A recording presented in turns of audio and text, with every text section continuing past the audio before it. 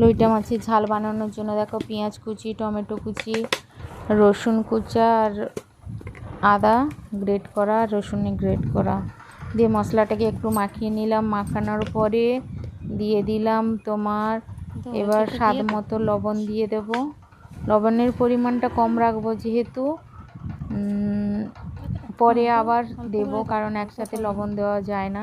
মাছটাকে তার আগে ভিনিগারে ধুয়ে নিয়েছিলাম আমি, দিয়ে রেখেছি। এবার হলুদ গুঁড়ো দিয়ে দিলাম। হলুদ গুঁড়োর পরে দিয়ে দিলাম একটু লঙ্কা, ঝাল লঙ্কার গুঁড়ো, যে যেমন ঝাল খাও সে তেমন দেবে। তারপরে দিয়ে দিচ্ছি ধনে আর জিরে গুঁড়ো। তারপরে দিয়ে দেবো একটু সর্ষের তেল, দিয়ে মশলাটাকে ভালো করে চটকে চটকে মাখবো, যাতে পেঁয়াজ টমেটোগুলো নরম হয়ে যায় এবং মশলাগুলো ভালো করে মাখানো হয়ে যায়। তারপরে একটু গোলমরিচ গুঁড়ো দিয়ে দিলাম। দেওয়ার পরে মশলাটাকে আরও একবার মাখিয়ে নিলাম। মাখানোর পরে দিয়ে দেব কাঁচা মাছ, যে লইট্টা মাছের টবগা বলে, যে ঝালও বলতে পারো।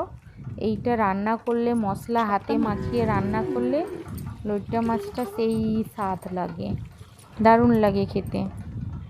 এই যে আমি মাখিয়ে নিলাম। তারপরে দিয়ে দিলাম কড়াতে তেল, তারপরে শুকনো লঙ্কা তেজপাতা গরম করে দিয়ে দেব এবার পুরো মাছটা। এই দেখো মাখিয়েছিলাম, মাখানো মাছটা এবার দিয়ে দেবো। বাস, আর কিছুই লাগবে না। এবার লো ফ্লেমে হবে না, হাই ফ্লেমে দিয়ে মাছটাকে রান্না করে নেবো কিছুক্ষণ। তারপরে মিডিয়াম আঁচ দিয়ে কিছুক্ষণ রান্না করব।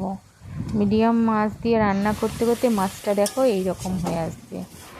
দিলে এই মাছটা হয়ে আসলে এবার স্বাদ মতন দেখবে, লবণ যদি ঠিক থাকে আর লবণ দিতে হবে না।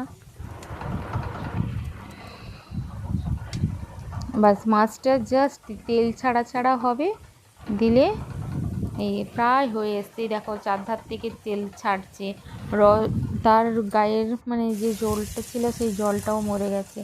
এরকম হয়ে গেলে এরপরে নামিয়ে সার্ভ করে দিন, দারুণ লাগবে খেতে।